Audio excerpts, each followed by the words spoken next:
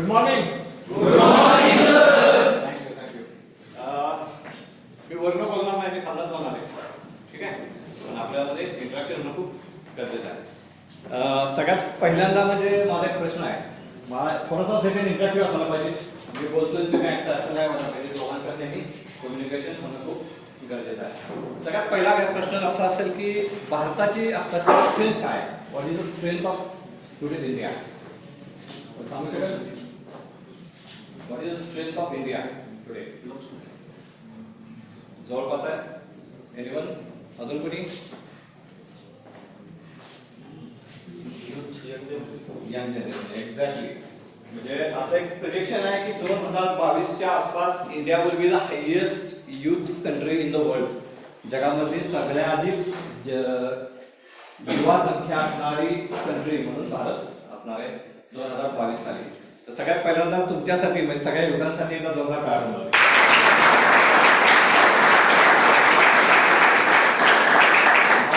दुसरा प्रश्न असा आहे की तुम्ही वेगवेगळ्या परीक्षेत पास होत असता, ऍडमिशन मिळत असते, चांगले मार्क मिळत असतात, वेगवेगळे सक्सेस मिळत असतात. या सक्सेस मिळाल्यानंतर कुणी स्वतःसाठी टाळ्या वाजवल्या काय? आता वाजवल्या? तुम्ही वाजवल्या असं जातोच का? मी परीक्षेत पास झालोय, मला चांगले मार्क मिळाले, मला चांगल्या कॉलेजमध्ये ऍडमिशन मिळाले म्हणून तुम्ही स्वतःसाठी टाळ्या वाजवल्यात का? वाजवल्यात? नाही. आपण इतरांसाठी वाजवतो, बरोबर? माझ्यासाठी मगाशी वाजवल्या, अजून कुणासाठी वाजवत असता. स्वतःसाठी काय काय आपण वाजवत नाही. प्रश्न आहे ना? आपण टाळ्या का वाजवतो? आपण टाळ्या का वाजवतो? ऍप्रिसिएशन साठी, मोटिवेशन साठी, बरोबर? आणि काय काय अजून एक सायंटिफिक रिझन आहे टाळ्या वाजवण्याचं. मला माहिती आहे टाळ्या वाजवण्याचं आपण काय करतो? दोन्ही हात. तुम्ही मेकॅनिकल इंजिनियर आहात, बरोबर? ज्यास एक दगड आणि दुसरा दगड एकमेकांना असतो त्यात काय चालतं? स्पार्क. म्हणजे काय? स्पार्क इज काय? एनर्जी आहे. करेक्ट? जसं आपण टाळ्या वाजवतो त्यात काय तयार होती? आपल्या बॉडीमध्ये एनर्जी तयार होते. त्यामुळे टाळ्या वाजवायचं मेन कारण काय? तर स्वतःला एनर्जी देणं. त्यामुळं आपण आपल्यासाठी पण कधीतरी टाळ्या वाजवल्या पाहिजे. तेव्हा एकदा स्वतःसाठी टाळ्या वाजवा.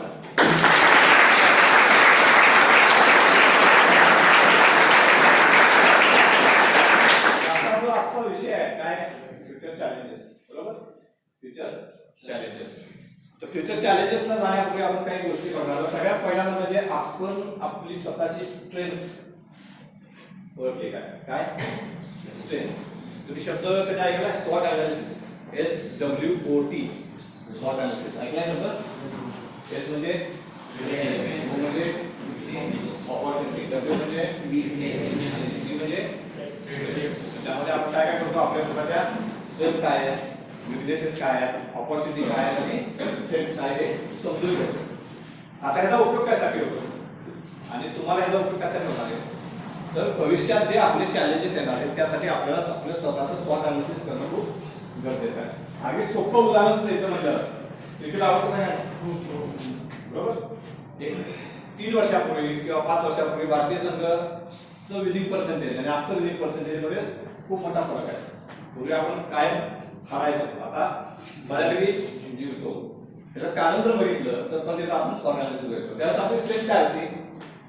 आपली स्ट्रेंथ होती बॅटिंग, बरोबर, आणि स्पिन बॉलिंग. आपला विकनेस काय होता? Fast bowling. करेक्ट. आजचा आपली स्ट्रेंथ काय आहे? फास्ट बॉलिंग, बरोबर. 3 बॉलर नसतील तरी पण 3 चांगले बॉलर दुसरे आपल्या संघामध्ये असतात की आपल्याला मॅच जिंकून देतात. फक्त भारतात नाही तर भारताच्या बाहेर पण जिंकू शकतो. याचं कारण काय? तर आपण आपली स्ट्रेंथ काय ठेवली आणि आपण आपल्या विकनेसवर काम केल्यामुळे काय झालं? आपल्याला ऑपॉर्च्युनिटी वाढल्या. काय ऑपॉर्च्युनिटी वाढल्या? तर आपण स्पिन विकेटवर जिंकू शकतो, पाटावर विकेटवर जिंकू शकतो किंवा वेगवान सेल्फवर पण जिंकू शकतो. पहिल्यांदा आपण काय केलं? चेस करायचं का? टॉस जिंकायची पहिली बॅटिंग घ्यायची. आता आपण बॅटिंग न करता सुद्धा आपण विपक्षी संघाला नंतर काय करू शकतो? आउट करून मॅच जिंकू शकतो. कारण आपण आपली विकनेस आपल्या स्ट्रेंथ मध्ये कन्वर्ट केली. त्यामुळं आपल्याकडे ऑपॉर्च्युनिटी तयार झाली आणि थ्रेट्स आपले. तसंच तुमच्या बाबतीत सुद्धा तुमची ऑपॉर्च्युनिटी ओळखण्यासाठी आणि तुमचे थ्रेट्स कमी करण्यासाठी तुमचे स्ट्रेंथ आणि विकनेसेस तुम्हाला ओळखणं खूप गरजेचं आहे. आणि हा तुमच्या दृष्टीनं सगळ्यात पहिलं चॅलेंज जर तुमचं काय असेल ॲज अ स्टुडंट, तर तुमची स्वतःची स्वॉट अनालिसिस तुम्हाला करता यायला पाहिजे. माझे स्ट्रेंथ काय आहेत, माझे विकनेसेस काय आहेत.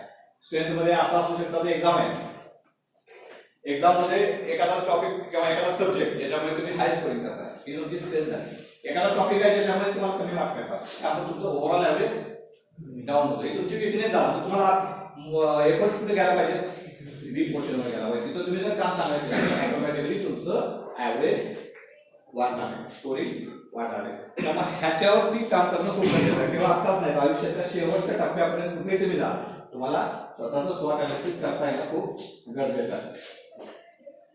आता ज्यावेळेस आपण चॅलेंजचा विचार करतोय, त्या सगळ्यात पहिलं चॅलेंज तुमच्यापैकी किती मुलांनी स्वतःचे गोल सेट केले किंवा टार्गेट सेट केले किंवा कुणाचं विजन मिशन डोक्यामध्ये क्लिअरिटी आहे की मला पुढे जाऊन काय करायचं, ते किती मुलं आहेत?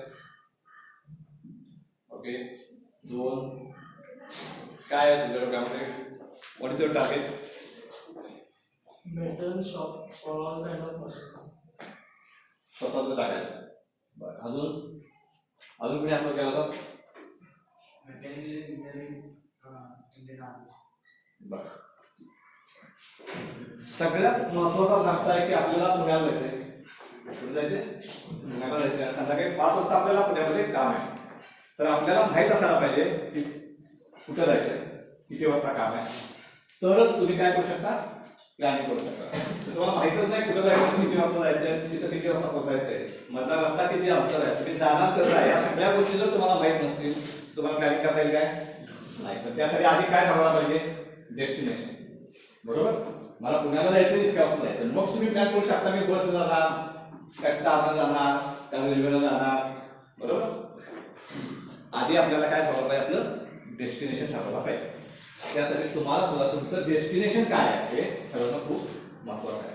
डेस्टिनेशन म्हणजे तुमचा एम, तुमचं गोल, आयुष्यामध्ये मला काय करायचं आहे, आणि ते ठरवणार कशाच्या बेसवर? परत एकदा स्वतः माझी स्ट्रेंथ जी असेल मी तिथं प्रयत्न करणार, माझा विकनेस आहे ते इम्प्रूव्ह करण्याचा प्रयत्न करणार. माझी स्ट्रेंथ आहे त्याच्यावरती मी काय करू शकतो की मी जर या स्ट्रेंथच्या आधारे गेलो तर मला आयुष्यामध्ये ऑपॉर्च्युनिटी जास्त आहे. तुमची स्ट्रेंथ ओळखा आणि त्याच्या आधारे गोल डिसाईड करा. आता गोल डिसाईड करताना टप्प्याटप्प्याने गोल डिसाईड करायला पाहिजे. त्यांना माहिती सांगितलं मला स्वतः बिझनेस चालू करायचा आहे, गोल कसे असायला पाहिजे? पण त्याला क्रिकेट सुद्धा नाही, 50 ओव्हरची मॅच आहे, मला 300 रन करायचे आहे. डायरेक्ट 6 रन चालतो का? नाही. मी पहिले पॉवर प्ले मध्ये किती रन काढणार, मधल्या ओव्हर मध्ये किती काढणार, शेवटच्या 10 मध्ये मी किती काढणार, असा टप्प्याटप्प्यानं जर विचार केला तर टेस्ट मॅच मध्ये काय होतं, सेशन टू सेशन करतो आपण. लंच पर्यंत व्यवस्थित काय, लंच नंतर टी पर्यंत विचार केला, टी नंतर शेवटच्या सेशनचा विचार करायचा. तसं आपला गोल सेट करताना सुद्धा छोटे छोटे गोल सेट करत आहोत. म्हणजे काय, आता सुद्धा पहिला गोल काय असला पाहिजे की मला थर्ड इयरला 85, 90, 95 जे काही तुमची स्ट्रेंथ असेल त्या हिशोबाने मला मार्क मिळाले पाहिजेत आणि मला बी ला ऍडमिशन घ्यायला पाहिजे. पहिला गोल. दुसरा गोल काय, बी ची उरलेली 2 वर्ष 3 वर्ष जी आहेत ती चांगल्या मार्काने पास करायला पाहिजे, मला एमटेक ला ऍडमिशन घ्यायला पाहिजे. त्याच्या पुढचा गोल काय, मला चांगल्या ठिकाणी नोकरी मिळाली पाहिजे. त्याच्या पुढचा गोल 4 ते 5 वर्ष त्या ठिकाणी चांगल्या पद्धतीने नोकरी करून अनुभव घ्यायला पाहिजे. आणि मग माझा शेवटचा गोल असेल की त्या अनुभवाच्या आधारे मी स्वतःचं काहीतरी बिझनेस किंवा स्वतःचं काम चालू केलं पाहिजे. तुम्ही डायरेक्ट आता विचार करा की मी बिझनेस करेन, तर होईल का? नाही. टप्प्याटप्प्याने जर गोल सेट केले तर गोल पर्यंत पोहोचणं हे नेहमी सोपं होतं. त्यासाठी गोल सेट करणं हे खूप मोठं परत एकदा तुमच्या समोरचं चॅलेंज आहे. आपण तुमची चॅलेंज आणि बाहेरची चॅलेंज या दोन्ही गोष्टींचा विचार करतो. पहिला चॅलेंज काय तुमचा, तर स्वतःचं अनालिसिस करणं. दुसरं चॅलेंज आहे स्वतःचा गोल सेट करणं. गोल जोपर्यंत तुम्ही सेट करत नाही तोपर्यंत तुम्हाला पुढे जाण्याचा रस्ता दिसणार नाही. गोल किंवा डेस्टिनेशन हे पहिलं सेट असणं खूप गरजेचं आहे. तुमच्यापैकी किती लोकांनी पिझ्झा खाल्लाय? हा तर करा.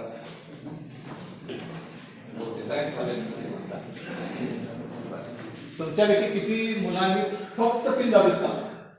बाजारात गेले दुकानामध्ये आणि सांगितले मला फक्त पिझ्झा बेस खायचं आणि आणलाय आणि मस्त आरामात घरी बसून खाल्लाय. किती माणसं आहेत? फक्त पिझ्झा बेस खाल्ला, एकच फक्त पिझ्झा बेस. हा काही नाही, फक्त पिझ्झा बेस होतोय, ब्रेड बटर काय नाही का? आपण पिझ्झा बेस फक्त काय खात नाही, पिझ्झा आणि पिझ्झा बेस मध्ये काय फरक आहे? पिझ्झा आणि पिझ्झा बेस मध्ये एवढाच फरक आहे की पिझ्झा बेस वरती काय असते? टॉपिंग असते. टॉपिंग मध्ये काय असते? क्रीम असते, व्हेजिटेबल्स असतात, बरोबर? नुसता पिझ्झा बेस ठेवला आणि एका बाजूला पिझ्झा तयार ठेवला तर तुम्ही काय विकत घ्या? पिझ्झा बेस विकत घ्या का पिझ्झा घ्या? पिझ्झा घ्या, बरोबर? का तर तो दिसायला अट्रॅक्टिव्ह आहे, बरोबर? काय अट्रॅक्टिव्ह आहे. आता तुम्ही जे एज्युकेशन घेताय, अकॅडमिक जे शिक्षण घेताय, कॉलेजमध्ये घेतलं, शाळेमध्ये घेतलं, आता कॉलेजमध्ये घेताय, that is nothing but pizza base. काय पिझ्झा बेस. फक्त टॉपिंग खाऊ शकता तुम्ही? नाही खाऊ शकत. नुसता पिझ्झा बेस पण खाऊ शकत नाही, नुसतं टॉपिंग पण खाऊ शकत नाही. तशीच गोष्ट आहे, पिझ्झा बेस हा मस्ट आहे. आणि तुमचं जे आत्ताचं एज्युकेशन आहे, ते जे अकॅडमिक शिकताय तुम्ही किंवा शाळेमध्ये जे शिकलाय ते काय? It is nothing but pizza base. पण त्याच्यावरती जोपर्यंत टॉपिंग येणार नाही किंवा केक वरती जोपर्यंत आयसिंग येणार नाही तोपर्यंत तुम्ही मार्केटमध्ये अट्रॅक्टिव्ह असणार नाही.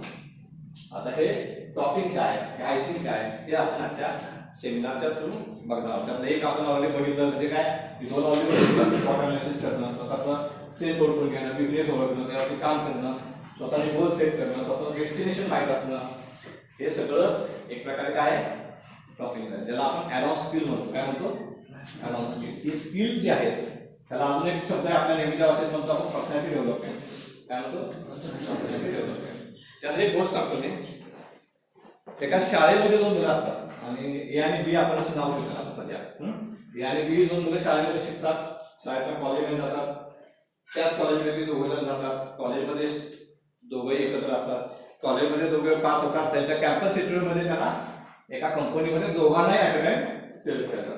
म्हणजे लहानपणापासून ते नोकरी लागेपर्यंत दोघांचा प्रवास एकसारखा एकाच शाळेत एकाच कॉलेजमध्ये झालेला असतो. ए आणि बी एका कंपनीमध्ये जॉईन होतात as a marketing person. Marketing person मध्ये जॉईन झाल्यानंतर एक वर्ष जातं. एक वर्षानंतर ए जो असतो त्याला इन्क्रिमेंट मिळतं. काय मिळतं? इन्क्रिमेंट मिळतं. बीला इन्क्रिमेंट मिळत नाही. अजून एक वर्ष जातं. 2 वर्ष झाल्यानंतर ए ला प्रमोशन मिळतो आणि तो सेल्स एक्झिक्युटिव्ह होतो. कोण होतो? सेल्स एक्झिक्युटिव्ह होतो. बी मात्र आहे तिथंच आहे, त्याला इन्क्रिमेंट पण नाही मिळत आणि प्रमोशन पण मिळत नाही. मग त्याला राग आहे लागतो. तो म्हणतो पार्टनरची करताय, हे त्याला बॉसच्या जवळचा आहे म्हणून त्याला प्रमोशन देत आहेत, त्याला पुढं नेत आहेत म्हणून त्याला राग यायला लागतो. हळूहळू तो राग काय होतो? द्वेषामध्ये त्याचं कन्वर्जन होतं.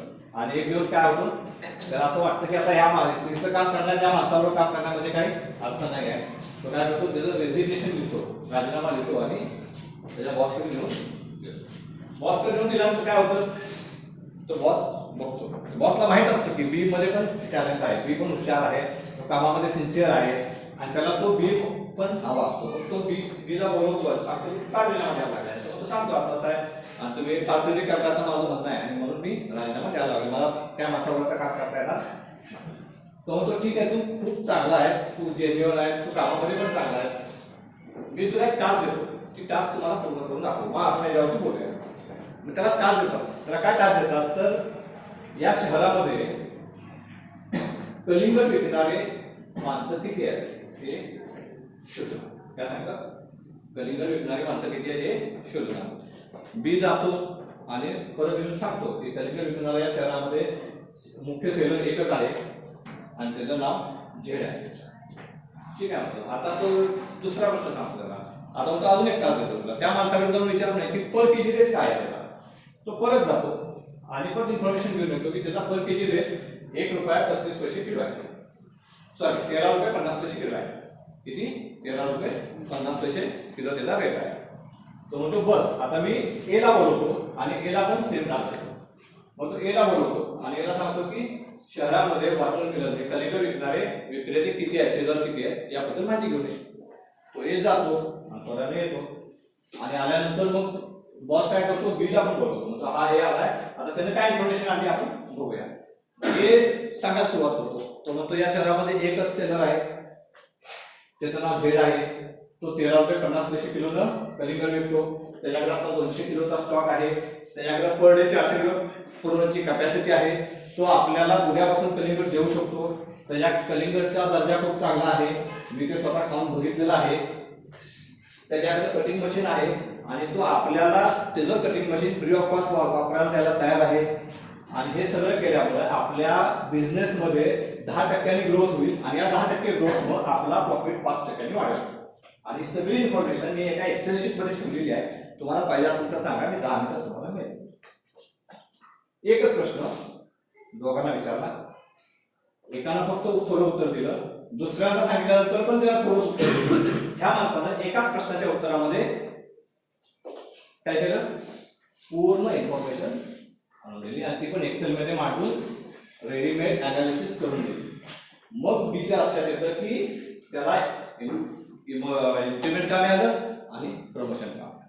मग काय करतो बी त्याचा लाभ काढून टाकतो आणि तो विचार करतो की आपण आता ए कसं काय केलं पाहिजे, शिकलं पाहिजे. आपल्याला ए मध्ये राहायला आवडेल का बी मध्ये राहायला आवडेल? बी काय ए मध्ये का, कारण त्याच्यामध्ये काय होतं, पिझ्झा बेस आणि आयसिंग हा फरक. पहिल्यामध्ये फक्त पिझ्झा बेस होता, त्यावेळेला फक्त सांगावे त्याला आपण म्हणतो मराठीमध्ये, सांगितलं तेवढंच काम केलं. दुसऱ्या माणसानं तसं केलं नाही, त्यानं पूर्ण इन्फॉर्मेशन घेतली, गॅदर केली, अनालिसिस केली आणि मॅनेजमेंट सोबत अशा पद्धतीने मांडली की मॅनेजमेंटला त्याच्यावरनं डिसिजन घेणं सोपं पडलं. आणि अशा प्रकारची माणसं मॅनेजमेंटला नेहमी आवडत असतात. अशा प्रकारच्या माणसांचा मॅनेजमेंटला फायदा काय होतो, तर त्यामुळे ग्रोथ फास्ट होती, त्यांना डिसिजन मेकिंग फास्ट करता येतं आणि कंपनीची ग्रोथ होती. त्यामुळं एला त्यानं प्रमोशन दिलं होतं. हीच गोष्ट आपल्याला काय करायची, आपल्या मध्ये आत्मसात करायची. आपल्याला हे सारखं व्हायचं, बी सारखं व्हायचं नाही, बरोबर. तर हा एक खूप महत्वाचा मुद्दा होता. आपण स्वॉट अनालिसिस बघितलं आणि त्याचा आता काय बघितलं आपण, पिझ्झा बेस म्हणजे काय बघितलं, तर ॲड ऑन स्किल आपल्याला आपल्यामध्ये डेव्हलप करणं खूप गरजेचं. आता हे ॲड ऑन स्किल ज्यावेळेस आपण डेव्हलप करत असतो स्वतःची, त्यावेळेस काही गोष्टी खूप महत्त्वाच्या आहेत. आपण चॅलेंज बद्दल बोलतोय, तर आपल्या समोरचं सगळ्यात मोठं चॅलेंज आता काय, तर तुमच्या समोर तर सगळ्यात मोठं चॅलेंज आहे की तुमच्या भोवताली असणारं कॉम्पिटिशन.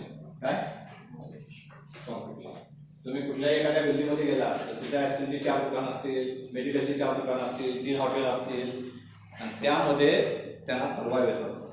कॉम्पिटिशन खूप आहे. अगदी तुम्हाला आता मोबाईल फोन घ्यायचा आहे, किती ब्रँड आहेत, किमान 10 ब्रँड तर चांगले आहेत, 8 ते 10 ब्रँड आहेत, बरोबर. कॉम्पिटिशन आहे, तुमच्यासमोर ऑप्शन्स आहेत. ऑप्शन्स असल्यानंतर काय होतं, सर्वायवल फॉर द फिटेस्ट, बरोबर. गाडीच तरी आहे सर्वायवल फॉर द फिटेस्ट. जो फिटेस्ट असेल तो सर्वायवल होणार, जो फिटेस्ट नसेल त्याचं काय होणार. समजा उदाहरणार्थ नोकिया काय झालं, लँडलाईन फोन काय झालं, डायनासोर सगळ्यात शक्तिशाली प्राणी काय झालं, राहिले का नाही, का नाही राहिले, because they have not change according to the situation. जसं कॉम्पिटिशन एक आहे त्याप्रमाणे एक महत्त्वाचा विषय आहे तो change, adopting to the change. जे काही चेंजेस होत आहेत मार्केटमध्ये बाहेर त्याचे त्याला अडॉप्ट करणं स्वतःला महत्त्वाचं आहे. तुमच्या दृष्टीने आपल्याला सगळ्यात मोठं चॅलेंज काय असेल तर ह्याच अडॉप्ट टू द चेंज. आता कारण माहितीच ना, आता मार्केटमध्ये टेक्निकल ह्याच्यामध्ये काय काय चेंज होतात कोण सांगू शकत, काय काय चेंज चालेल टेक्निकल इंडस्ट्रीमध्ये काय काय चेंज व्हायला लागले. आता लेटेस्ट चेंज काय आहे इंडस्ट्रीमधला, इलेक्ट्रिक व्हेकल, एक्झॅक्टली करेक्ट. अजून इंडस्ट्री 4.0 ऐकलंय का, इंडस्ट्री 4.0 आले म्हणजे काय, 4.0 म्हणजे काय, एक वर्जन आहे, बरोबर. रिव्होल्युशनचं एक वर्जन आहे, जसं रिव्होल्युशन तसं एक रिव्होल्युशनचं वर्जन आहे. आता इंडस्ट्री 4.0 त्याच्यामध्ये काय आहे तर बेसिकली सगळ्या गोष्टी इंटरकनेक्टेड करणं हा बेसिक त्याचा उद्देश आहे. की काय करायचं, इंटरकनेक्टेड करणं, ह्युमन एरर हा कमी करणं, ह्युमनचा इंटरव्हल जो आहे तो मिनिमाइज करून जास्तीत जास्त ऑटोमेशन करणं, जास्तीत जास्त गोष्टी तुम्ही थ्रू PLC थ्रू ऑटोमेशन घेणं, ऑनलाईन करणं, या सगळ्याला अर्थ म्हणजे इंडस्ट्री 4.0 आहे. त्यामध्ये काही प्रमाणात माणसाचं स्किल हे थोडंसं काय झालेलं आहे, कमी झालेलं आहे, बरोबर. त्यामुळे ह्या बदलाला सुद्धा तुम्हाला सामोरं जाणं खूप गरजेचं आहे. की भविष्यात असं होणार आहे की कदाचित आज जे ऑपरेटर सुपरवायझर आहेत ते राहणार पण नाही, का या सगळ्या गोष्टी कोण करणार आहेत, सॉफ्टवेअर करणारे मशीन्स करणारे. आता पूर्वी फक्त हार्डवेअर होतं, आता काय झालंय हार्डवेअर आणि सॉफ्टवेअर यांना काय केलंय कनेक्ट केलंय.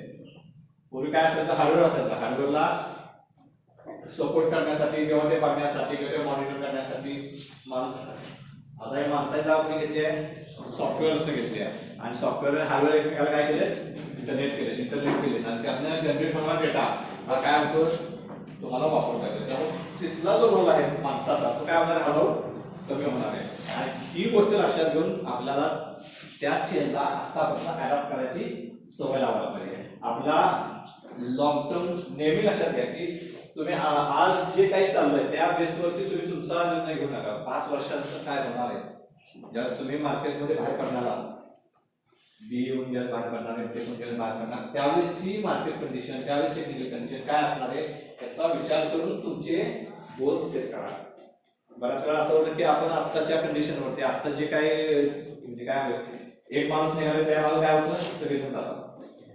आपला मित्रांना काहीतरी विषय घेतला त्याला चांगला जॉब मिळाला म्हणून आपण काय करतो आपण पण तोच रस्ता करायचा प्रयत्न करतो. 5 वर्षामध्ये तो रस्ता मे बी थांबलेला असेल, त्याचं महत्व कमी झालं असेल तर तो विचार आत्तापासून तुम्हाला करायला पाहिजे की मी 5 वर्षांचं काय करणार. त्यासाठी सगळ्यात महत्त्वाचं तुमच्या स्वतःच्या स्ट्रेंथ तुम्हाला ओळखणार पाहिजे. जोपर्यंत तुम्ही तुमच्या स्ट्रेंथवरती काम करत नाही, तुमच्या स्ट्रेंथ तुम्हाला समजत नाही तोपर्यंत तुम्ही तुमचे गोल्स सेट करू शकत नाही. त्यामुळे अडॉप्ट टू चेंज हे खूप महत्त्वाचा भाग आहे. जर चेंज आहे तो तुम्हाला मान्य केला तर तुम्हाला करावं लागणार आहे. चेंज अडॉप्ट करण्याच्या वेगवेगळ्या पद्धती आहेत. काही ठिकाणी असं असतं की तुम्ही स्वतःहून चेंज अडॉप्ट करता, काही ठिकाणी असतं की तुम्हाला करावं लागतं, पर्याय नसतो काय ढकललं जातं तुम्ही त्या ह्याच्यामध्ये. नोटबंदीमध्ये काय झालं माणसाच्या मनात नव्हतं ऑनलाईन व्यवहार करायचे, पण काय झालं नाही नव्हता पर्याय नव्हता दुसऱ्या माणसासोबत. नोटा आहेत म्हणजे माणूस काय करणार ऑनलाईन करण्याचा पर्याय नाही. तुम्हाला परिस्थिती अशी आली जाते की तुम्ही त्या परिस्थितीला बदलू शकत नाही, तुम्हाला त्या प्रवाहामध्ये जावं लागतं. तसं न करता तुम्ही स्वतःमध्ये अशा पद्धतीनं चेंज आणा की जर चेंज समोर दिसलो तर मी तो अडॉप्ट करू शकलो पाहिजे. बरोबर, यालाच काय म्हणायचं ॲटिट्यूड म्हणायचं. काय म्हणायचं ॲटिट्यूड. तर स्वतःचा ॲटिट्यूड जो आहे तो डेव्हलप करा. त्यासाठी एक उदाहरण तुम्हाला सांगतो. एक स्वामी होते स्वामी होते त्यांचं इंटरनॅशनल लेवलला ते वेगवेगळे सेमिनार द्यायचे.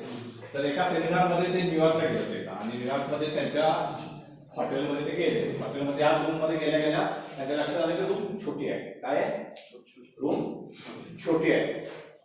त्यांच्या भक्तांनी त्याला सांगितलं की रूम छोटी असते स्वामीची. तर स्वामीजीने काय उत्तर दिलं चांगलं आहे म्हणजे का तर लाईफ कमी झाली, मला एका दिवसामध्ये झालं माझी लाईफ वाचत, त्यामुळे रूम छोटी चांगली आहे. 8 दिवसानंतर ते न्यूयॉर्कला शिकागोला गेले होते. कुठे गेले शिकागोला गेले. तिथे एक रूम होती. त्या रूममध्ये आज गेल्या रूम बघितलं खूप मोठी. तो जो त्यांचा सेवक होता तो परत स्वामीजींना म्हणला स्वामी रूम खूप मोठी आहे, चांगली गोष्ट आहे म्हणजे खूप माणसं बसते. त्यावेळी खूप माणसं आपण विचार करण्याची पद्धत जी आहे ती डेव्हलप करायला पाहिजे. प्रत्येक गोष्टीकडे आपण पॉझिटिव्ह अँगलला बघायला पाहिजे, निगेटिव्हिटी त्यातनं बाजूला काढली पाहिजे. ते असे म्हणू शकले असते पहिल्यांदा रूम लहान आहे तर माणसं कमी बसतील, पण तिथं जी पॉझिटिव्हिटी काय घेतली ठीक आहे माणसं कमी बसतील पण माझी विजेची बचत होईल. दुसरीकडे विजेची बचत होणार नाही पण माणसं जास्त बसतील. जी पॉझिटिव्हिटी आहे ती पॉझिटिव्हिटी आपण घेणं खूप गरजेचं आहे. साडेला तर आपल्याला खूप महत्वाचा एक टॉपिक आहे तो सगळ्यात पहिला संपूया आणि मग बाकीच्या गोष्टी येतो. मी मॅडम भरपूर गोष्टी भरपूर सामुग्री सांगण्यासाठी पण तुमच्या उपयोगाची सगळ्यात महत्वाच्या 2 गोष्टी ज्या आहेत 2 मेजर चॅलेंज आपण पहिलं बोलूया. उरलेली जी लिस्ट आहे त्याला लिस्ट आणली का तर एखादा पण मिस व्हायला.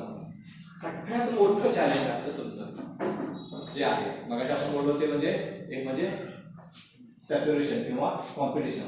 पण त्याहीपेक्षा एक महत्त्वाचं चॅलेंज आहे जे आजच नाही तुम्हाला गेल्या 2 वर्षापासून 3 वर्षापासून त्रास देतात त्या आयुष्यभर त्रास देणार आहे. म्हणजे ते चॅलेंज म्हणजे एखादा गोल आपल्याला सेट केलेला आहे त्या गोलपर्यंत पोहोचायचं काय केलं पाहिजे एफर्ट्स घ्यायला पाहिजे. बरोबर, ते एफर्ट्स घेण्यासाठी काय असायला लागते आपण काय असायला पाहिजे एफर्ट्स आपल्याला घ्यायचे. एखादा गोल अचीव्ह करायचा आहे तर काय असायला पाहिजे फोकस असायला पाहिजे. बरोबर, माझं लक्ष कुठलं पाहिजे नुसते आपल्याला काय दिसलं होतं, पोपटाचा फक्त डोळा दिसला होता. तसं आपण काय असायला पाहिजे, फोकस असायला पाहिजे. आणि आपण आज फोकस आहोत काय, नाही आहे.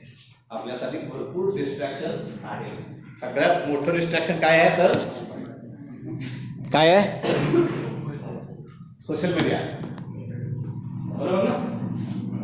त्यामुळे हा एक खूप मोठं चॅलेंज तुमच्यासमोर आहे. आज आहे, पुढची 3 वर्ष असणार आहे, भविष्यात पण राहणार आहे. तर त्याला खूप चांगल्या पद्धतीने टॅकल करण्याची कला तुमच्यामध्ये येणं खूप गरजेचं आहे. तुम्ही कुठल्या गायकाला बघितलंय, ज्याने एखादा मुकडा फक्त म्हटलाय, गाण्यामध्ये 2 प्रकार असतात, एक मुकडा असतो आणि त्यानंतर आंतर असतो, बरोबर. तो मुकडा म्हटलाय, मोबाईल करून किती कोणाचा मेसेज आलाय काय, स्टेटस काय बघून परत आंतरा म्हटलाय, असं कधी बघितलंय किंवा वाद्यवाद होता माणसाला, किंवा विराट कोहलीला बघितलं, एक बाउंड्री मारली, तिच्यातनं मोबाईल काढलाय, काय मेसेज दिसतोय काय, परत बॅटिंग चालू केली, बघितलंय नाही ना. का because they want to be focused on their performance, they want to be focused on their activities. खूप महत्वाचं आहे की आपल्याला स्वतःला इन आणि आउट करता आला पाहिजे, स्विच ऑन आणि स्विच ऑफ करता आला पाहिजे प्रत्येक गोष्टीतून. फक्त अभ्यास केला नाही, अभ्यासावर इतर गोष्टी पण करायला पाहिजे. आपण त्या गोष्टीवरती पुढच्या ह्याच्यामध्ये येणार आहे, आपण काही एक्सरसाइज पण करणार आहे. पण स्विच ऑन स्विच ऑफ करताना आपल्याला जसं सोशल मीडिया महत्वाचा नाही आपण म्हणत नाही, सरांनी मला सांगितलं की सोशल मीडियाच्या माध्यमातून मी खूप काम करतो. जाणीव कॉन्ट्रीब्यूटचा मला सरांनी सांगितला, तो गेली 4 वर्ष 2014 साली मी 3 माणसांमध्ये ग्रुप चालू केला होता. आता ते एका व्हॉट्सअप ग्रुपचे 7 ग्रुप आहेत आणि all over India plus internationally जवळपास 1100 ते 1200 कॉन्ट्रीब्युट त्या व्हॉट्सअपच्या ग्रुपमध्ये लिंक आहे. जे आम्ही एकमेकांशी डिस्कस करतो, प्रॉब्लेम सॉल्व्ह करतो, वेगवेगळे सेमिनार अटेंड घेत असतो. पण हे करत असताना आपला जो बेसिक रोल आहे, बेसिक जी काम आहे, बेसिक जे प्रोफेशन आहे, त्याच्यावरती कुठेही ताण येता कामा नाही, की ते कुठेही बाजूला सरता कामा नाही. आपला मेन फोकस जो आहे तो कुठेही बाजूला पडता कामा नाही. अगदी साधं उदाहरण द्यायचं म्हटलं तर जसं आपल्या जेवणामध्ये लोणचं आणि चटणी आणि कोशिंबीर यांचं जेवढं महत्त्व असतं तेवढंच महत्त्व या सोशल मीडियाचं असायला पाहिजे. सोशल मीडियामध्ये भात वरण पोळी होता कामा नये, बरोबर ना. नंतर काय होईल, डिस्ट्रॅक्शन, तुम्ही फोकस करू शकणार नाही, तुमच्या गोलपर्यंत तुम्ही जाऊ शकणार नाही. जर गोल अचीव करायचा असेल तर तुम्ही काय असायला पाहिजे, तुमच्या गोलवरती फोकस असायला पाहिजे. जोपर्यंत तुम्ही फोकस असणार नाही तोपर्यंत तुमच्याकडनं एफर्ट्स पुरेपूर जाणार नाही, एफर्ट्स पुरेपूर जाणार नाही तर रिझल्ट 100% येणार नाही. रिझल्ट 100% पाहिजे असतील तर त्यासाठी फोकस करून काम करण्याची खूप गरज. पुढचा एक महत्त्वाचा मुद्दा असतो प्रायोरिटी. काय प्रायोरिटी माहिती आहे? प्रायोरिटी म्हणजे काय, प्रायोरिटी म्हणजे काय, कुठल्या गोष्टीला आपण महत्त्व द्यायचं, बरोबर. त्यासाठी एक टाइम मॅनेजमेंट हा एक प्रकार आहे. काय टाइम मॅनेजमेंट, आपल्या स्वतःचं टाइम मॅनेजमेंट आपल्याला प्रॉपर करता यायला पाहिजे. त्यासाठी एक 4 क्वाड्रंट आहे. काय 4 क्वाड्रंट, आपण त्यावरती एक्सरसाइज करणार आहोत. 4 क्वाड्रंट म्हणजे काय तर 4 भागामध्ये तुमचं टाइम किंवा एखादी गोष्ट ही डिवाइड केलेली आहे. स्टीव कार्वे नावाचा एक प्रसिद्ध शास्त्रज्ञ म्हणा किंवा एक समाजशास्त्र होता, त्याच्या या 4 क्वाड्रंटचा शोध लावला आहे. या 4 क्वाड्रंटमध्ये काय आहे, कुठलीही गोष्ट काय असते, 2 शब्द नाही, अर्जंट शब्द ऐकला काय, अर्जंट हिचं नाही, इंडस्ट्रीमध्ये खूप जास्त प्रमाणात वापरला जातो. अर्जन्सी अर्जन्सी आहे, इंडस्ट्रीमध्ये मोठ्या प्रमाणात शब्द वापरला जातो अर्जंट. दुसरा शब्द आहे इम्पॉर्टंट. काय अर्जंट आणि इम्पॉर्टंट, दोन्हीमध्ये काय फरक आहे फरक का नाही, काय फरक आहे, अर्जंट आणि इम्पॉर्टंट काय फरक आहे. त्या 2 शब्दावरतीच हे 4 क्वाड्रंट आपण ठरवले. पहिला क्वाड्रंट आहे अर्जंट आणि इम्पॉर्टंट. काय एखादी गोष्ट काय अर्जंट पण आहे, इम्पॉर्टंट पण आहे. दुसरा क्वाड्रंट आहे urgent but not important, sorry important but not urgent. काय इम्पॉर्टंट आहे पण अर्जंट नाही आहे. तिसरी urgent not urgent but important, आणि चौथी not urgent not important. 4 quadrant. आता उदाहरण द्यायचं, सगळ्यात पहिलं उदाहरण, आता मी काही 10 हे आणले होते, एक एक गोष्ट आपण चर्चा करूया. मला एक पहिलं सांगतो उदाहरण आणि मग त्यावरती आपण चर्चा करू. लाईट बिल आहे काय करायचं फोन रेग्युलर फोन वापरतो फोनवरती बोलतोय तुमचं प्रीपेड फोन वापरतात ना सगळ्यांना बरोबर तुमचं प्रीपेड अकाउंट संपतोय 22 तारखेला 25 तारखेला 25 तारखेला असं आहे काय 21 बरोबर अर्जंट आहे आता रिचार्ज करायचं अर्जंट आहे का इम्पॉर्टंट आहे अर्जंट आहे का इम्पॉर्टंट आहे 25 तारखेला मिळत आहे मला इम्पॉर्टंट आहे अर्जंट आहे का बरोबर तुम्ही प्रोजेक्टचं काम करत असताय तुमच्या लक्षात नाही आणि 24 तारखेला रात्री 11 वाजता आठवलं की 25 तारीख बदलत होती आणि 24 तारखेला 11 वाजता लक्षात आलं माझा फोनचा रिचार्ज करायचं राहिलंय आता काय झालं का अर्जंट इम्पॉर्टंट झालं कारण ज्यावेळेस ते इम्पॉर्टंट आणि नॉट अर्जंट होतं त्यावेळेस तुम्ही त्याच्यावरती लक्ष दिलं नाही बरोबर लक्षात आलं आयुष्यात एक खूप महत्वाचा फॅक्टर आहे म्हणजे शाळेतच नाही कॉलेजमध्येच नाही तुमच्या आयुष्यात प्रत्येक गोष्टीला हे लागू पडतं लक्षात घ्या मी जे सांगणार आहे आणि कुठलीही गोष्टीची प्रायोरिटी ठरवताना तुम्हाला ह्या गोष्टी जर समजल्या तर तुम्हाला तुमची प्रायोरिटी ठरवता येईल तुम्हाला तुमच्या ध्येयापर्यंत जाणं खूप सोपं होईल आता मी काही टास्क तुम्हाला देणार आहे त्यामध्ये काही शब्द वाक्य आहेत काही ऍक्ट आहेत ते आपल्याला या 4 मध्ये कुठे बसतात ते सांगायचं बरोबर आता अजून एक उदाहरण आहे तुम्ही बसताय घरामध्ये प्रोजेक्टचं काम करताय किंवा अभ्यास करताय रायटिंग करताय आणि दाराची बेल वाजते काय दाराची बेल वाजते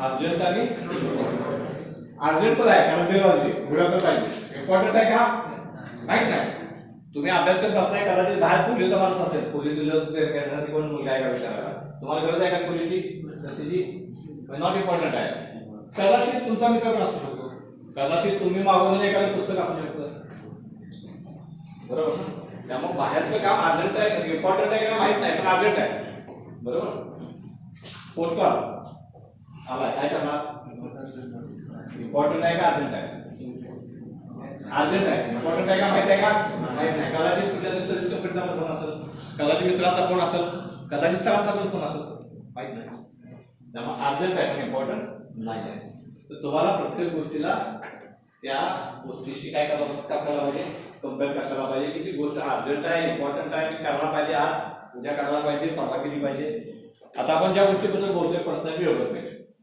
किंवा ॲडव्हान्स स्किल वापरणं ते शिकणं हे काय इम्पॉर्टंट आहे का अर्जंट आहे इम्पॉर्टंट आहे तर सगळ्यांना पटलंय नक्की अर्जंट आहे का अर्जंट आहे नाही बरोबर ना आता अर्जंट काय ते एक टास्क दिलं दुसरं टास्क तुम्हाला दिलं का अभ्यास करायचा आहे युनिट टेस्ट आली तुमची आता म्हणते फर्स्ट वीक ऑफ फेब्रुवारीमध्ये बरोबर त्याचा अभ्यास करणं इम्पॉर्टंट आणि ॲडव्हान्स स्किल्स यातलं तुम्ही प्रायोरिटी कशाला द्या कारण ते काय आहे इम्पॉर्टंट पण आहे आणि अर्जंट पण आहे कारण 8 दिवसामध्ये परीक्षा आली मी आता अभ्यास नाही केला तर काय होईल एकदा परीक्षा झाल्यावर परत आपल्याला आयुष्यामध्ये काय म्हणतात रिवाइंडचं बटन नसतं आपल्याला एखादं गाणं आवडलं काय करू शकतो आपण रिवाइंड करून मोबाईलमध्ये परत एक वेळा 10 वेळा येऊ शकतो पण आयुष्यात गेलेली घटना एखादी गेलेली वेळ ती परत आपल्याला काय नाही 10वीमध्ये एखाद्याला आपल्याला कमी मार्क पडले त्यामुळे कदाचित त्याला चांगल्या ठिकाणी ऍडमिशन नाही मिळाली तर रिवाइंड करून 1 वर्ष मागे जाऊन परत चांगले मार्क करू दुसरे ऍडमिशन असं करू शकतो का ती वेळ परत येऊ शकत नाही त्यामुळे त्या गोष्टीला काय असणार म्हणजे फर्स्ट असला पाहिजे इम्पॉर्टंट आणि अर्जन्सी दोन्ही पण ते असायला पाहिजे जिथं मला वेळ आहे बरेच लोक डॉक्टर जातात मी पण जातो पाहिजे बरोबर डॉक्टरने गेल्यानंतर डॉक्टर पहिलं काय सांगतात व्यायाम करा काय सांगतात व्यायाम करा 15 मिनिटं रोज व्यायाम करा एक अर्धा तास चालायला जा तुमच्याकडे चालेल मुलांसाठी म्हणतात जिमला जा तुम्ही काय म्हणता वेळ नाही बरोबर ना वेळ मिळत नाही म्हणून मी जाऊ शकत नाही आता ही जी ऍक्ट आहे ही इम्पॉर्टंट आणि अर्जन्सी मध्ये काय आहे इम्पॉर्टंट आहे अर्जन्सी नाही बरोबर तोच माणूस महिन्याने छातीमध्ये कळ आली म्हणून गेला डॉक्टरकडे आणि त्याच्या छातीमध्ये 7 बॉक्स सापडले मग काय होईल इम्पॉर्टंट आणि अर्जंट इम्पॉर्टंट आणि अर्जंट एक गोष्ट काय लक्षात ठेवा की ज्या वेळेस एखादी गोष्ट इम्पॉर्टंट असते पण नॉट अर्जंट असते, ती जर तुम्ही योग्य वेळेस हँडल केली नाही, त्या गोष्टीवर तुम्ही जर फोकस केला नाही तर ती काय होती, इम्पॉर्टंट आणि अर्जंट. इम्पॉर्टंट अर्जंटचा अर्थ म्हणजे टेन्शन, आग लागणे, ॲम्ब्युलन्स, पळापळ, धावपळ, ह्या सगळ्या गोष्टी आणि टेन्शन, बरोबर. ह्या सगळ्या गोष्टी कधी येतात, जास्त इम्पॉर्टंट आणि अर्जंट होतात. त्यामुळं जर तुम्हाला स्वतःचं टेन्शन कमी करायचं असेल तर टेन्शनमध्ये काम करायचं नसेल तर सगळ्यात महत्त्वाचं काय असलं पाहिजे, तुम्ही फोकस असला पाहिजे कुठल्या गोष्टीवरती, इम्पॉर्टंट आणि नॉट अर्जंट. ज्यावेळेस ती गोष्ट अर्जंट नाही आहे पण इम्पॉर्टंट आहे, त्याचवेळी जर तुम्ही त्याला प्रॉपर वेळ देऊ शकला तर तुम्ही काय करू शकता, ती गोष्ट अर्जंट झाल्यापासून वाचू शकता.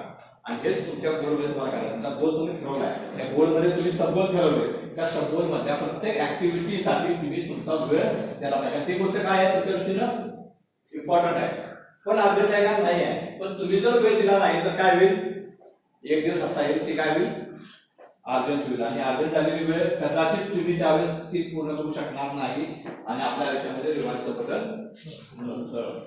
त्यामुळं ज्यावेळेस ती अर्जंट नाही त्याच वेळेस त्याच्यावरती फोकस करणं खूप गरजेचं आहे.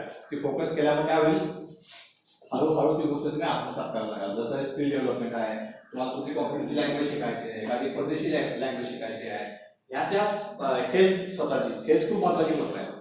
केवळ एज्युकेशन महत्त्वाचं आहे का नाही, हेल्थ पण तेवढीच महत्त्वाची आहे. तुम्ही शिकला, चांगलं तयार झाला, ते चांगल्या ठिकाणी जॉब लागला, तुमची हेल्थ जर तुम्हाला साथ देत नसेल, आजारी पडत सारखा, तर काय होईल, काय होईल, not able to focus on your job. तुम्ही तुमच्या जॉबवरती फोकस करू शकणार नाही, डिस्ट्रॅक्शन, बरोबर ना. कशामुळं, हेल्थ. त्यासाठी आपल्या हेल्थवरती पण लक्ष घालणं खूप महत्त्वाचं आहे. अजून एक महत्त्वाची गोष्ट म्हणजे फॅमिली रिलेशन, फ्रेंड्स, आपली फॅमिली, यांना पण तेवढंच महत्त्व देणं खूप गरजेचं आहे. बऱ्याच वेळा कसं होतं की आपण त्या सगळ्या गोष्टीमध्ये त्याच्याकडे दुर्लक्ष करतो आणि ते रिलेशन नसल्याचा तोटा आपल्याला नंतर भविष्यामध्ये होतो. तुम्ही सगळं मिळवा पण नंतर जर तुम्हाला सपोर्ट करणारे माणसं तुमच्या बरोबर नसतील तर काय होईल, तुम्ही एकटे पडाल आणि एकटेपणा खूप वाईट असतो. एकटेपणामुळं काय होईल, तुमचं डिप्रेशन होणं, स्वतःच्या कामामध्ये फोकस न राहू शकणं, तेवढा वेळ न देऊ शकणं, या गोष्टीमुळे परत तुमचं काय होईल, फेल्युअर होईल. आणि फेल्युअर हे आपल्याला नको आहे. त्यामुळं स्वतःसाठी वेळ द्यायला पाहिजे, फॅमिलीसाठी वेळ द्यायला पाहिजे, फ्रेंड्ससाठी वेळ द्यायला पाहिजे, मित्रांबरोबर वेळ देण्यासाठी पण ती योग्य वेळ आहे, बरोबर ना. नंतर एका नोकरी लागला तरी तुम्ही एक मिनिट तिथं असाल असंही नाही, कोण मुंबईत असेल, कोण पुण्यात असेल, कोण परदेशात असेल, कोण बेंगलोरमध्ये असेल, कोण हैदराबादला असेल, त्यांना पण वेळ द्यायला पाहिजे. पण ह्या सगळ्यामध्ये आपलं जो फोकस आहे तो कुठं असायला पाहिजे, आपल्या करिअरवरती असायला पाहिजे. आपण जे गोल सेट केले त्याच्यावरती असायला पाहिजे आणि तो वेळ देऊन उरलेल्या वेळेमध्ये ही सगळी कामं करायला पाहिजे. आपण मागाशी बघितलं not urgent not important. Not urgent not important मध्ये काय, टीव्ही सिरियल म्हणजे सासूचं त्याचं दुखणं आपल्या अंगावरती घेणं, बाकी काय करतो, काहीच करत नाही. त्यातनं आपण काय शिकतो, काय शिकत नाही. Not important not urgent, gossip करणं, उगीच मित्रावर चर्चा करत असतं काहीतरी, ते काय इम्पॉर्टंट पण नाही ना अर्जंट पण नाही. काही गोष्टी असतात ज्या नॉट इम्पॉर्टंट पण अर्जंट, उदाहरणार्थ शॉपिंग करायला पाहिजे, पर्याय इम्पॉर्टंट नाही कदाचित पण ते करायला पाहिजे, गरज आहे. स्वतःसाठी थोडासा वेळ देणं, एखादा पिक्चर बघणं, तानाजी मालुसरे 3D बघायला पाहिजे का, तर तो स्वतःला गुरुमुळा म्हणून, स्वतःला चेंज म्हणून आपण या गोष्टी पण केल्या पाहिजे. पण ह्या शेवटच्या दोन गोष्टी म्हणजे काय केलं पाहिजे, अवॉइड. ज्या नॉट इम्पॉर्टंट आणि नॉट अर्जंट त्या गोष्टी काय केल्या पाहिजे, अवॉइड केल्या पाहिजे, शक्यतो टाळायला पाहिजे. आणि ज्या गोष्टी अर्जंट आहेत पण नॉट इम्पॉर्टंट आहेत त्या काय केल्या पाहिजे, मिनिमाइज केल्या, कमी केल्या पाहिजे. म्हणजे काय होईल, तिथला जो वेळ आहे तो आपण कुठे देऊ शकतो, इम्पॉर्टंट बट नॉट अर्जंट वरती देऊ शकतो, तिला फोकस करू शकतो, जेणेकरून आपलं अर्जंट आणि इम्पॉर्टंट वरती कुठलंही काम जाणार. टाइम मॅनेजमेंट खूप महत्त्वाची गोष्ट आहे. आणि मुद्दाम तुम्हाला काय सांगतो, तर या वयापासून जर तुम्ही ती शिस्त स्वतःमध्ये लावली, कुठली गोष्ट आल्यानंतर आपण जर प्रायोरिटाईज करू शकलो गोष्टी, तर तुम्हाला आजच नाही तर भविष्यामध्ये जेव्हा तुम्ही कामाला जाल, बिझनेस स्वतःला चालू करा किंवा कुठेतरी नोकरी करा, त्यावेळेस तिथं असणारी टास्क आहे तुम्हाला समजायला पाहिजे की काय इम्पॉर्टंट आहे. मी आता या क्षणी माझ्यासमोर 5 टास्क आहे, तू कुठलं काम केलं पाहिजे, आता कुठलं काम जास्त महत्त्वाचं आहे, कुठल्या कामामुळं व्हॅल्यू ॲडिशन होणार आहे. काय व्हॅल्यू ॲडिशन, व्हॅल्यू ॲडिशन म्हणजे काय, एखादं मॅन्युफॅक्चरिंग करतोय आपण, मशीनिंग करतोय, मशीन तुम्ही वेगवेगळ्या इंडस्ट्रीला भेट देत आहे, बरोबर. मशीनिंग करता तुम्ही एखादं कास्टिंग घेतलं ते मशीनिंग केलंय, ते काय होतंय, कास्टिंगची किंमत समजा जर 40 रुपये आहे, तर मशीन केलेल्या कास्टिंगची किंमत किती होती, 50 रुपये होईल किंवा 60 रुपये होईल. काय झालं, व्हॅल्यू एडिशन झालं. तेच इन्स्पेक्शन कास्टिंग जे तयार केलंय, मशीनिंग केलंय, ते एखाद्या माणसानं चेक केलं, इन्स्पेक्शन केलं आणि ठेवलं, ती पण ऍक्टिव्हिटी आहे इन्स्पेक्शन करणं.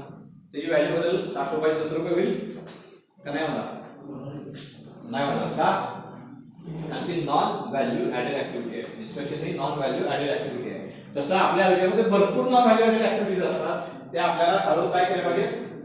इन्स्पेक्शन तरी पण तुम्ही बदल करू शकता का, नाही बदल करू शकत का, त्याची गरज आहे, बरोबर. तसं आपल्या आयुष्यात पण अशा बऱ्याच ऍक्टिव्हिटी असतात ज्या नॉन व्हॅल्यूड आहेत पण गरजेच्या आहेत. त्या काय करू शकतो आपण, कमी करू शकतो, लिमिट करू शकतो, आणि ज्या व्हॅल्यूएबल ऍक्टिव्हिटी आहेत त्याच्यावरती जास्त फोकस करू शकतो. ह्याच्याशिवाय अजून काही महत्त्वाच्या गोष्टी म्हणजे टीमवर्क माहिती आहे, लिडरशिप आणि टीमवर्क या दोन गोष्टी तुमच्या आयुष्यात खूप महत्त्वाच्या आहेत. कारण तुम्ही जिथं जाल, गावाला जाल, स्वतःचा बिझनेस चालू कराल, त्या ठिकाणी तुम्हाला काय केलं पाहिजे, टीम मध्ये जाऊन काम केलं पाहिजे. तुम्ही इंडिव्हिज्युअल जर काम करायला लागला काय होईल, टीमवर्क झालं नाही तर परफॉर्मन्स चांगला होणार नाही, कंपनीचं नुकसान होऊ शकतं. टीमवर्क खूप महत्त्वाचा भाग आहे. टीमवर्क जे असेल तर त्याला महत्त्वाचा भाग आहे लिडरशिप. लिडरशिप स्वतःमध्ये डेव्हलप करणं खूप गरजेचं आहे. सगळी लोक लिडर होऊ शकत नाही. लिडर म्हणजे की काही ठराविक नाव आपल्यासमोर येतं, काय नाव मी सांगतो त्याला आपण खऱ्या अर्थानं लीडर म्हणून संबोधतो किंवा ओळखतो. शिवाजी महाराज, बरोबर, आणि महात्मा गांधी आणि लोकमान्य टिळक, महेंद्रसिंग धोनी, विराट कोहली, नरेंद्र मोदी, ही काय आपल्या बरोबर घेऊन जातात लोकांना. अजून कोणते काय नाव काय तुमचं, काय सांगितलं, कोणतरी म्हणले आता काय, बरोबर ना, आपल्या बरोबर माणसं घेऊन जातात, त्यांना काय लिडर. लिडर काय करतो, तो स्वतः एक्झाम्पल सेट करतो, स्वतः त्याप्रमाणे वागतो आणि मग दुसऱ्याला सांगतो की असं वागा. लिडरचं बघितल्यानंतर काय होतं, काय येतं, इन्स्पिरेशन येतं. काय येतं, दोन शब्द आहेत, इन्स्पिरेशन आणि मोटिवेशन. काय, इन्स्पिरेशन आणि मोटिवेशन, काय फरक आहे दोन्हीमध्ये,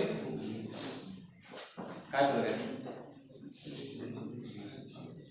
इन्स्पिरेशन आणि मोटिवेशन काय फरक आहे दोन्हीमध्ये. मी देतो हे काय मोटिवेशनल स्पीच आहे, आज लक्षात राहील, सांगायला पण लक्षात राहील, म्हणजे त्याला काय होईल विसरून जाईल, बरोबर ना. वेगवेगळे व्हिडिओ पण बघतो आपण युट्यूबवर, मोटिवेशनल व्हिडिओ. मोटिवेशन हे काय असतं, एक्सटर्नल असतं, बाहेरचं असतं. इन्स्पिरेशन काय असतं, इंटरनल असतं. इन्स्पिरेशन कुणापासून येतं, आपला एखादा आयडॉल असतो, आपण कुणाला बोलून ठरवलेलं असतं की मला ह्याच्यासारखं व्हायचंय. मी ठरवतो का, तर मला एखादा बिझनेसमॅन व्हायचा आहे. का बिझनेसमॅन व्हायचं आहे, मला धीरूभाई अंबानीसारखं बिझनेसमॅन व्हायचं आहे, मला रतन टाटांसारखा बिझनेसमॅन व्हायचा आहे. त्यावेळेस काय होतं, तर इट गेट्स इन्स्पायर्ड फ्रॉम हिम. त्याच्या विचारातून, त्याच्या कामातून, त्याच्या कर्तृत्वातून आपण काय करतो, इन्स्पिरेशन घेतो. ते मोटिवेशन नसतं, ते इन्स्पिरेशन असतं. ते कुठलं असतं, आतून असतं. जे आतून असतं ते लॉंग टर्म टिकतं, जे बाहेरून असतं ते शॉर्ट टर्म असतं. त्यामुळे इन्स्पिरेशन घेणं खूप गरजेचं आहे तुमचे स्वतःचे. आणि हे लिडरशिप मध्ये काय होतं, इन्स्पिरेशन. लिडरशिप बघून आपल्याला काय येतं, इन्स्पिरेशन येतं या कार्यकर्त्यांना की हा माणूस असं काम करतोय, म्हणजे चांगलं काम करतोय, आपण पण तेवढं चांगलं काम केलं पाहिजे. हे इन्स्पिरेशन घेणं खूप गरजेचं आहे. मोटिवेशन उपयोगाचं नाही, कारण ते शॉर्ट टर्म असतं. मोटिवेशन उपयोग असतं पण ते शॉर्ट टर्म. लॉंग टर्म साठी तुम्हाला काय लागतं, म्हणून मी ते सांगतो की ज्यावेळेस तुमचे गोल सेट करा त्यावेळेस कोणतरी इन्स्पिरेशन ठेवा तुमच्यासमोर की मला कुणासारखं व्हायचंय. प्रत्येक व्यक्ती हा युनिक असतो. मी म्हणून अंबानीसारखा होऊ शकत नाही, पण त्या इन्स्पिरेशन ऍटलीस्ट काय होतं की माझी एक दिशा सुरुवात करतो की मला अंबानीसारखं व्हायचंय. मी मे बी अंबानी होणार नाही, पण ऍटलीस्ट मी काय करू शकतो, माझा बिझनेस चालू करू शकतो, त्या दिशेनं वाटचाल करू शकतो. त्यांनी जे काही चांगल्या गोष्टी केल्या त्या मी करू शकतो. अंबानीचा विषय निघाला किंवा बिझनेसमॅनचा विषय निघाला, लिडरशिपचा विषय निघाला, अजून एक खूप महत्त्वाची गोष्ट आहे ती म्हणजे फेल्युअर्स. काय फेल्युअर्स, अपयश माणसाला येत असतं.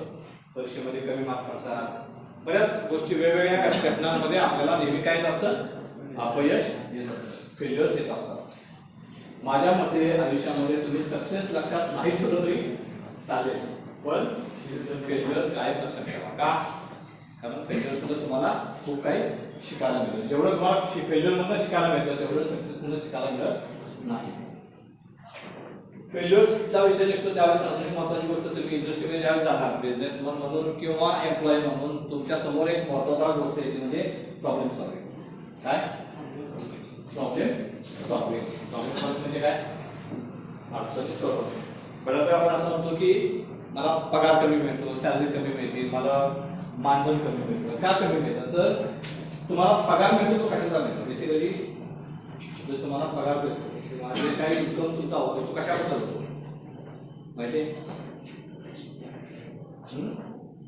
काम केल्याचा मान्य आहे. काम केल्याचा म्हणजे काय? तर तुम्ही काय करत असता? दुसऱ्याचे प्रॉब्लेम सोडवत असता. बरोबर ना? एखाद्या कंपनीमध्ये तुम्ही एखादं काम करता म्हणजे काय प्रॉब्लेम असतो तो काय करतो आपण? सोडवतो.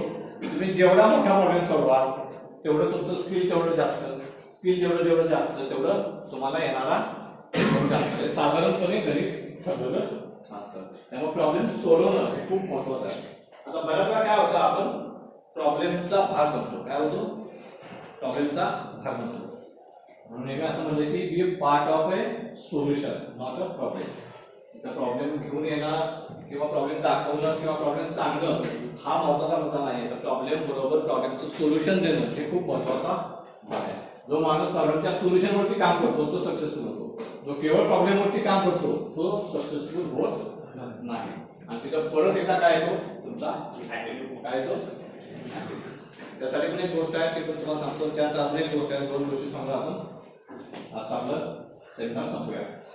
प्रॉब्लेम सॉल्व्हिंगची गोष्ट आहे की खूप वर्षापूर्वी एका राज्यामध्ये एक राक्षस होता आणि तो राक्षसच्या गावातल्या लोकांना दर पौर्णिमेला काय करायचं? एक बळी मागायचा. काय मागायचा?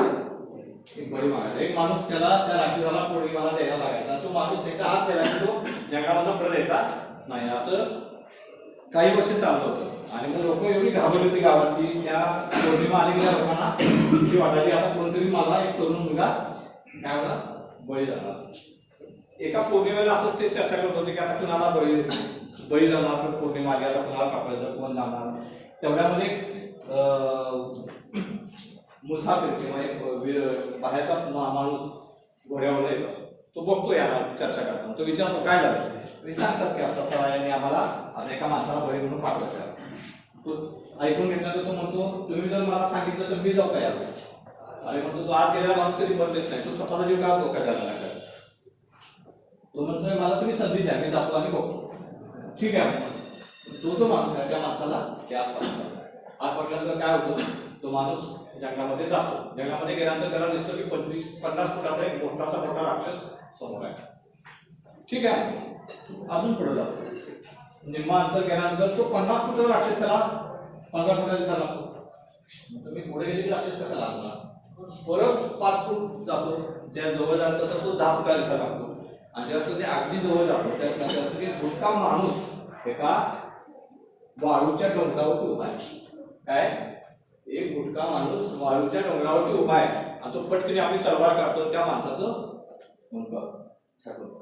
आपल्या प्रॉब्लेमच्या बाबतीत बऱ्याच वेळा असं होतं की आपण खूप लांब उभा असतो आणि प्रॉब्लेम लांब असतो आपल्यापासून. आणि आपण प्रॉब्लेमकडे बघितल्यानंतर तो प्रॉब्लेम आपल्याला एवढा मोठा दिसतो की आपण त्या प्रॉब्लेमकडे जाण्याचं करतो. आपण त्या प्रॉब्लेमच्या खोलामध्ये जातच नाही. आपल्याला तो लांबच 50 फूट राक्षस वाटतो आणि 50 फूट राक्षस म्हणल्यानंतर आपले काय वाटतं? हातपाय गळून जातात आणि आपण त्या प्रॉब्लेमपर्यंत पोहोचत नाही. आपण ते प्रॉब्लेम सॉल्व्ह करायचा प्रयत्न करत नाही.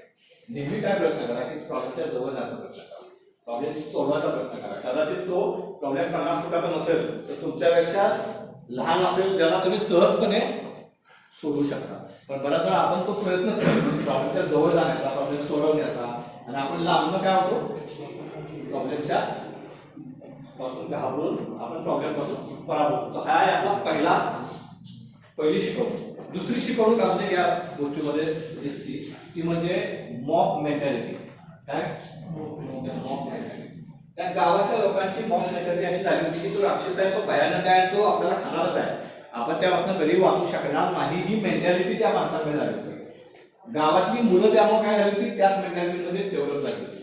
हा बाहेरचा आला होता. ह्याची मेंटॅलिटी वेगळी होती. त्यामुळे काय झालं, ह्या मेंटॅलिटीच्या विरुद्ध जाऊन त्यानं तो प्रॉब्लेम सोडवण्याचा प्रयत्न केला. आपल्यामध्ये पण बऱ्याच असं होतं की आपले मित्र, आपला आजूबाजूचा त्यांच्याबरोबर आपण राहतो, त्यांची काहीतरी एक मेंटॅलिटी असते, त्यांचा विचार असतो.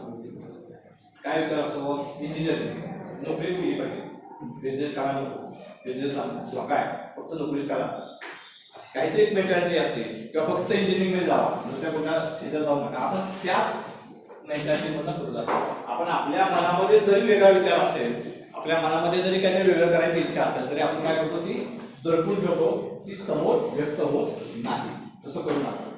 तुमच्या मनातल्या इच्छा त्या मॉक मेंटॅलिटीवर न जाता वेगळ्या पद्धतीनं एक्सप्रेस करायचा प्रयत्न करा, त्यावरती सोल्युशन काढायचा प्रयत्न करा. कदाचित तुम्हाला नवीन वेगळी वाट सापडेल. कारण सगळ्यात महत्त्वाचं चॅलेंज आपण मगापासून जी बघतोय त्यामध्ये एक महत्त्वाचं चॅलेंज असं आहे की हळूहळू माणसाचा रोल कमी व्हायला लागलाय, मशीनचा रोल वाढायला लागलाय, आणि त्याच्यामध्ये आपल्या नॉर्मल कन्व्हेन्शनल वेमध्ये जॉब आपल्याला मिळतील का याबद्दल एक क्वेश्चन मार्क आहे. तर त्याचं उत्तर शोधण्यासाठी आपण काय केलं पाहिजे, काहीतरी नवीन वाटा आपण शोधल्या पाहिजे. स्वतःचा बिझनेस चालू करणं, स्वतःच्या पद्धतीनं काहीतरी वेगळ्या दृष्टीने विचार करणं. मेकॅनिकलला नॉर्मली तुम्हाला मेंटेनन्सचे रोल ऑपॉर्च्युनिटी असतात, प्रोडक्शनचे ऑपॉर्च्युनिटी असतात, बरोबर. सर्व्हिस एजन्सीज, सर्व्हिस इंडस्ट्री ही खूप मोठ्या प्रमाणात वाढतात. ज्या पद्धतीनं हे सिंक्रोनायझेशन व्हायला लागले सॉफ्टवेअर आणि हार्डवेअरचं, त्याच्यामध्ये काय होणार आहे, लॉंग टर्ममध्ये सर्व्हिस इंजिनिअरिंग. कारण तुम्हाला लायबिलिटी नको, तुमच्या कंपनीमध्ये गेला तर आजकाल काय होतं, लायबिलिटी तुम्हाला नको असतात. एखादा माणूस ठेवायचा म्हणजे आयुष्यामध्ये लायबिलिटी ठेवायला लागते. त्या माणसाला पगार द्या, बोनस द्या, त्याचं सगळी HR ची ऍक्टिव्हिटी पूर्ण करा. मग विचार काय करतो मॅनेजमेंट की मी आउटसोर्सिंग करेन. तुझं बघितलं असं आउटसोर्सिंग हा प्रकार खूप मोठ्या प्रमाणात वाढायला लागला. सर्व्हिस इंडस्ट्रीमध्ये तुम्ही काय करू शकता का, हा पण विचार करायला हरकत नाही आहे. जेणेकरून तुम्ही एक स्वतःचं पण काहीतरी करू शकताय आणि आपला वेगळा प्रवास पण दाखवू शकता. हा एक मुद्दा होता. तर शेवटचं एक महत्त्वाचं म्हणजे शाळेमध्ये, आता कॉलेजमध्ये, घरामध्ये वेगवेगळ्या प्रकारे ॲटिट्यूड हा शेवटचा आपला मुद्दा. त्यावरती एक गोष्ट आपण होणार आहोत. तुम्हाला बऱ्याच इन्स्ट्रक्शन्स येतात घरामध्ये, तर भरपूर असतात. असं करू नको, तसं वागू नको, हे कर, ते कर, आपण तिकडे घालून ठेव, दुसरं जागेवर ठेव, पंखा बंद कर, बरोबर ना. आणि काय होतं, तुम्ही इरिटेट होता ना, होता का नाही होते, बरोबर, इरिटेट होता. आणि इरिटेट झाल्यानंतर काय होता, वैताग आला. असाच एक मुलगा आपल्या आई बाबांपासून वैताग आला, इरिटेट झाला, आणि ग्रॅज्युएशन पूर्ण झालं आणि त्याला नोकरीचा कॉल आला, इंटरव्ह्यूचा कॉल आला. मला बरं झालं, मी पहिलं काम काय करेन, नोकरी लागली की माझं स्वतःचं वेगळं भाड्याची रूम घेईन आणि या फॅक्टरीबद्दल बाजूला जाईल. मला कोणीतरी सांगणार नाही हे करू नको, ते करू नको, बरोबर. असं म्हणून तो इंटरव्ह्यूला जातो. इंटरव्ह्यू जाताना जिथं इंटरव्ह्यू असतो तिथं दरवाजा उघडा असतो, तो दरवाजा आत जातो, बाजूला बघतो तर पाण्याचा नळ चालू असतो, कोणी नसते. आई वडिलांनी लहानपणापासून सांगितलं असतं नळ उघडा ठेवायचा नाही.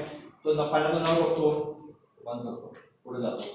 पुढे दिसतो तर मोठा हॉल असतो, हॉलमध्ये पंखा चालू आहे, AC चालू आहे, कोणच नाही, दरवाजा उघडा आहे. तो बघतो पंखा चालू आहे, AC चालू आहे, कधी बघतो कोण नाही म्हटल्यानंतर जाऊन पंखा बंद करतो, AC बंद करतो, पण पुढे जातो. पुढे गेल्यानंतर त्याला काही वस्तू रस्त्यात पडलेल्या दिसतात, रस्ता बंद आहे आणि वस्तू पडल्यात, तो बाजूला ठेवतो, पण पुढे जातो.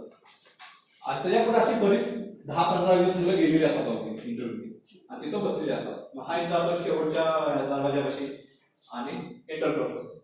दरवाजा गेल्यानंतर ती माणसं विचारतात, तो विचारतो एका माणसाला की इंटरव्ह्यू कुठे आहे, ते समोर बसतो, तिथे इंटरव्ह्यू चालू आहे. तुझा आपल्या इंटरव्ह्यूसाठी म्हणला, मी आता इंटरव्ह्यूसाठी आलो आहे. इंटरव्ह्यूसाठी आल्या म्हटल्यानंतर त्याच्या हातात डायरेक्टली काय देतात, एक लेटर देतात, हे तुझं लेटर म्हणजे जेव्हा कामावर आहे. मग तो इंटरव्ह्यू झालाय कुठे माझा, इंटरव्ह्यू झालाच नाही माझा, आणि ही मुलं पण नाही, ह्यांचा इंटरव्ह्यू झालाय ना अजून, ह्यांचं सगळ्यांचा रिझल्ट असे मला कसं तुम्ही लेटर देत आहे. ती माणसं सांगतात की ही मुलं पण त्याच रस्त्याला आली, ही मुलं पण त्याच रस्त्याला आली, पण एकट्या माणसाला असं वाटलं नाही की तो नळ बंद केला पाहिजे, तो पंखा बंद केला पाहिजे, तो AC बंद केला पाहिजे, त्या रस्त्यात पडलेली घाण उचलली पाहिजे. हे काही मुलाला वाटलं नाही, हे तुला वाटलं, आणि म्हणून मी तुला टाळलं पाहिजे. म्हणजे काय, लहानपणापासून जे संस्कार तुमच्यावरती झालेले असतात त्याला तुम्ही इरिटेट झालेले असतात त्या संस्कारांमुळं त्या मुलाला नोकरी मिळाली कारण हे संस्कारच तुम्हाला आयुष्यात पुढं टाळणार आहे. स्वच्छता, टापटीपणा, योग्य ठिकाणी योग्य वस्तू ठेवणे, टाइम मॅनेजमेंट या सगळ्या गोष्टी तुम्हाला काय करून जाणार आहेत पुढे घेऊन जाणार आहेत. बाकीच्या लोकांनी मुलांनी त्या वस्तू केल्या नाहीत पण त्यांना नोकरी मिळाली नाही. या मुलांना या सगळ्या गोष्टी इम्प्लिमेंट केल्या व्यवस्थितपणे शेवटी वडिलांनी त्याला दिलेले संस्कार हे त्याला उपयोगी पडले. तुमच्याकडनं पण हीच अपेक्षा आहे की तुम्ही तुमच्या जे काही चांगले गुण आहेत, ॲडॉन स्किल्स आहेत ते अडॉप्ट करा आणि तुमचा एज्युकेशन तर भाग आहेच आहे. कॉलेजमध्ये तुम्हाला एज्युकेशन चांगलं मिळते, पिझ्झा बेस तुमचं चांगलं तयार आहे, त्याच्यावरती फक्त काय पाहिजे चांगलं टॉपिक्स पाहिजे, केकवरती चांगला आयसिंग पाहिजे आणि तुम्हाला भविष्य काळ चांगला आहे, उज्ज्वल आहे, त्यात काही शंका नाही. चॅलेंजेस आहेत पण आयुष्यात चॅलेंजेस असण्याला एक महत्व आहे. मी सगळ्यात शेवटचे उदाहरण असं देईन की कॉम्पिटिशन ही स्वतःशी करा आणि जोपर्यंत कॉम्पिटिशन नसेल तोपर्यंत तुम्ही इम्प्रूव्ह होऊ शकत नाही. एक शेवटचं उदाहरण असं सांगतो की 100 मीटरची रेस आहे आणि तुम्ही एकटंच पाहायला लागलाय, काय होईल? तुम्ही रेकॉर्ड करू शकाल काय? 100 मीटरची रेस आहे, तुम्ही एकटंच पाहताय, बरोबर पण नाही आहे, तुमच्यावर 4 जण दिले तर काय होईल? तुमची एफिशियन्सी वाढेल, कॉम्पिटिशन वाढेल, तुम्ही अचीव्ह करू शकाल, अजून टार्गेट पेक्षा सुद्धा चांगल्या पद्धतीने रेस करू शकाल. का तर त्यांचं कॉम्पिटिशन एकटा पहिला तर पूर्ण करू शकणार नाही. त्यामुळे कॉम्पिटिशन ही नेहमी पॉझिटिव्ह असते. कॉम्पिटिशनचा पॉझिटिव्ह अँगलने विचार करा, निगेटिव्ह अँगलने विचार करू नका. तुमच्या स्ट्रेंथ वाढवा आणि या सगळ्या जर गोष्टी तुम्ही केल्या तर तुमचा भविष्यकाळ नक्कीच उज्ज्वल. थँक्यू.